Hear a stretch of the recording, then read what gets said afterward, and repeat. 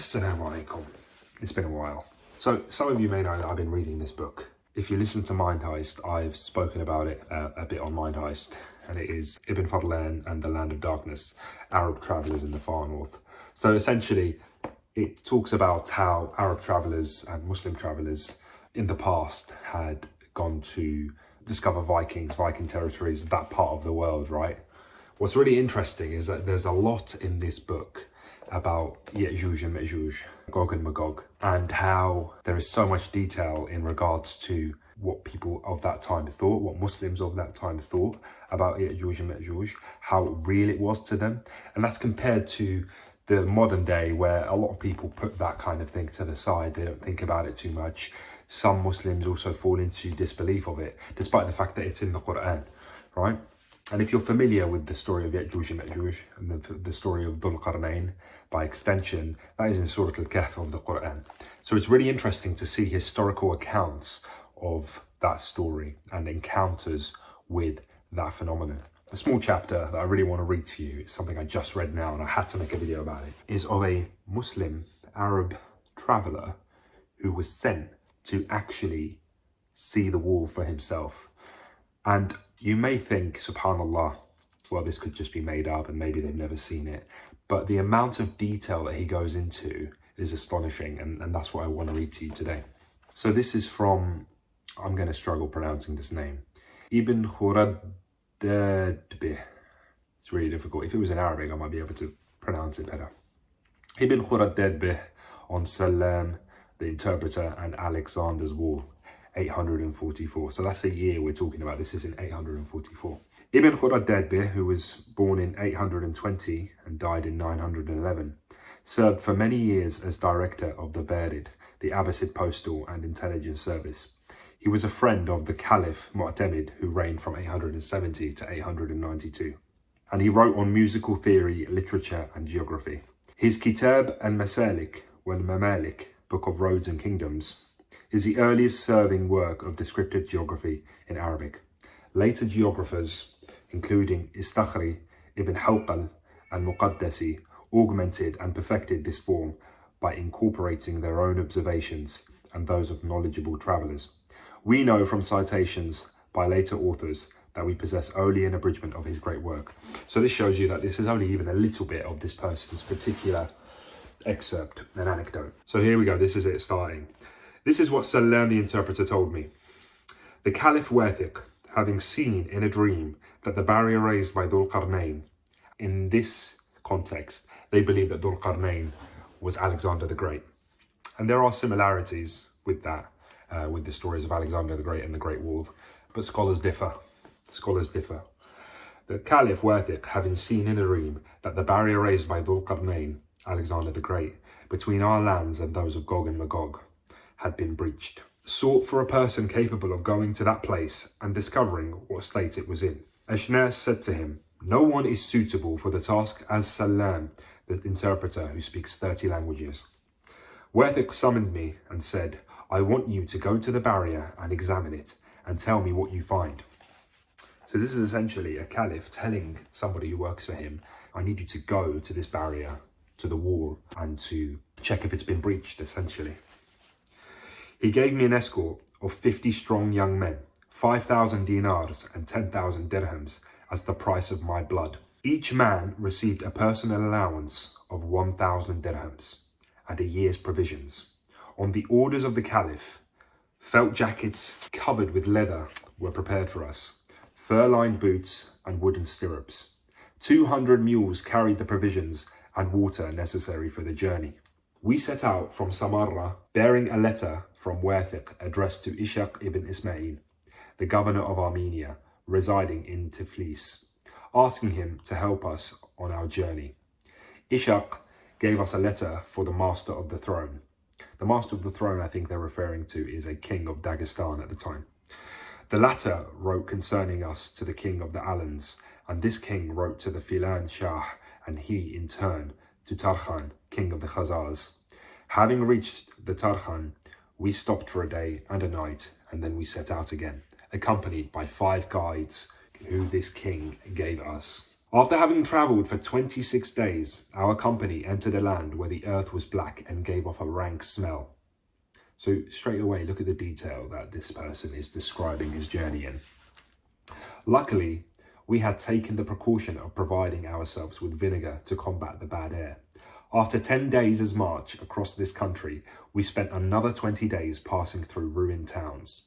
We were told that there were the remains of the towns previously invaded and devastated by the people of Gog and Magog, or Yajuj and Majuj. At last, we reached a number of fortresses built close to the mountains, in one chain of which stands the barrier. We found people who spoke Arabic and Persian. They are Muslims and know how to read the Quran, and they have schools and mosques. They asked us where we came from.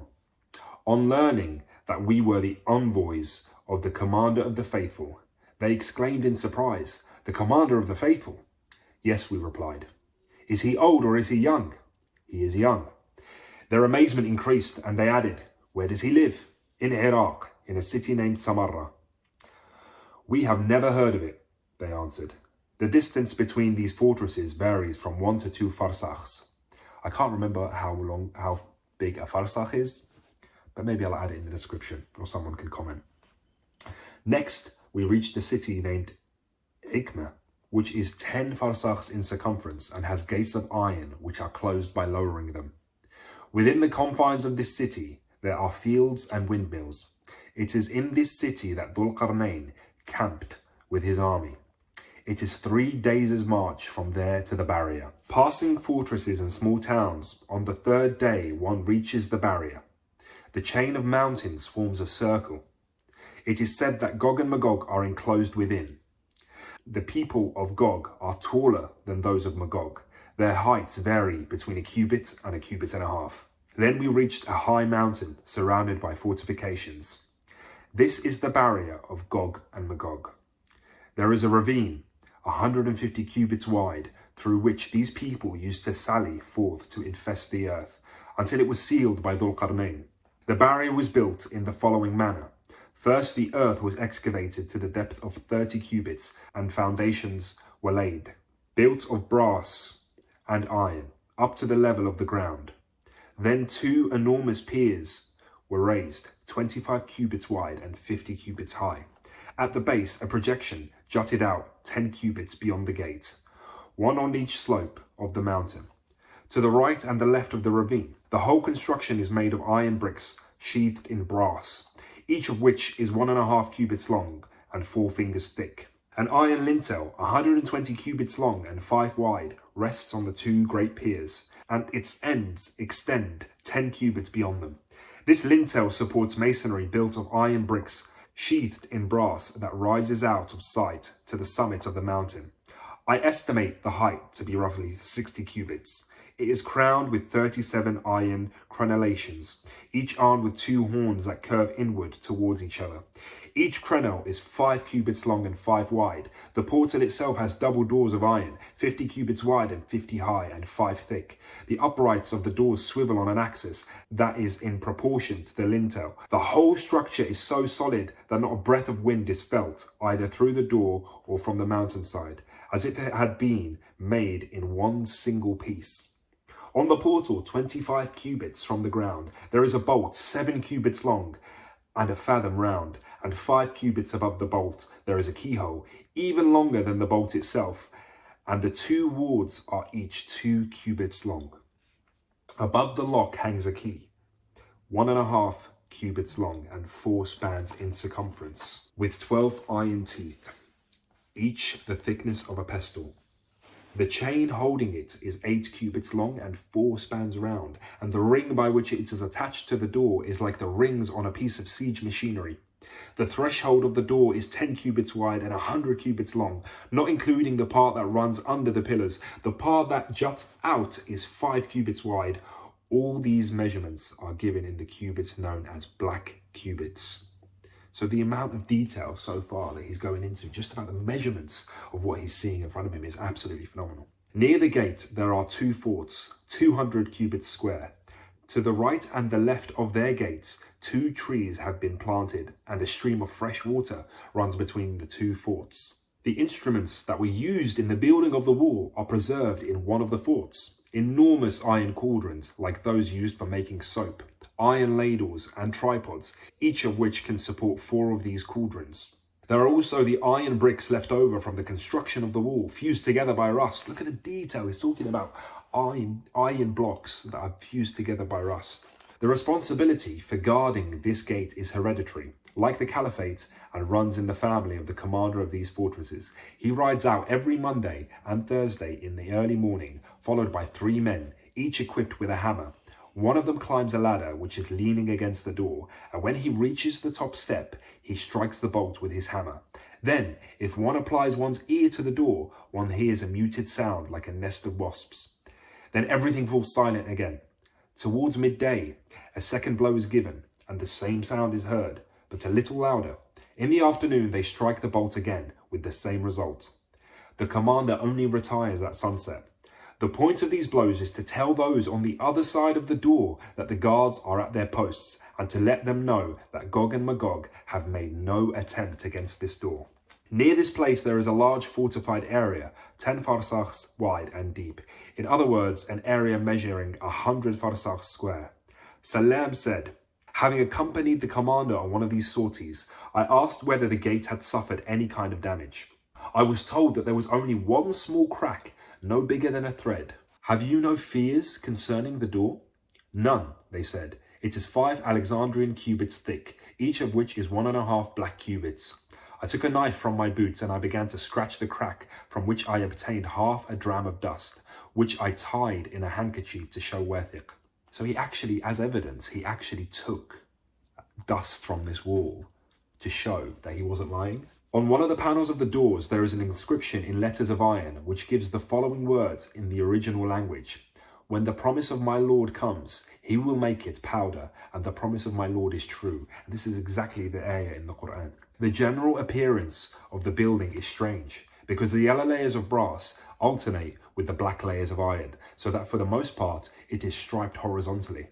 It is still possible to see on the mountain the mould made for casting the doors, the place where the furnaces stood for blending the brass, the place where the tin and the copper were melted together, the cauldrons, apparently made of brass, each with 3 handles, together with their chains and hooks, for the purpose of hauling the brass up to the top of the barrier. We asked the guardians of the gate whether they had ever seen anyone of the race of Gog and Magog.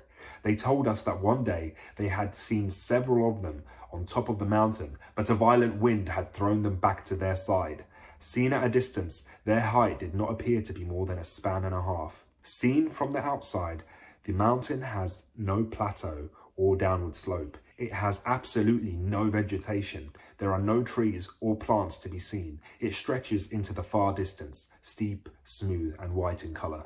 On our departure, we were escorted by guides who led us in the direction of Khurasan. And he continues the rest of this chapter, which is very short.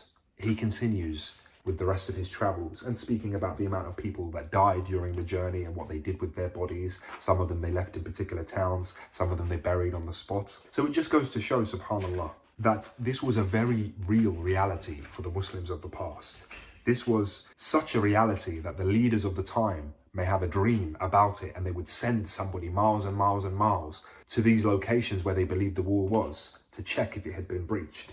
And nowadays we look at satellite imagery and we do a little Google Earth search and we can't seem to find it, and we think, oh, it must not have existed, or it shakes our imaan or whatever.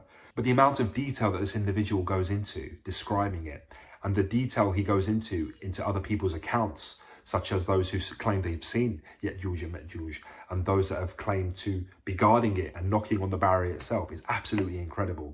There are a lot more sort of excerpts in this book, surprisingly, about that, and I just wanted to share it with you. So for anyone who wants to read the book, once again, it's Ibn Fadlan and the Land of Darkness, Arab Travellers in the Far North. I hope this has been beneficial for you. It was super interesting to me, and I really had to share it.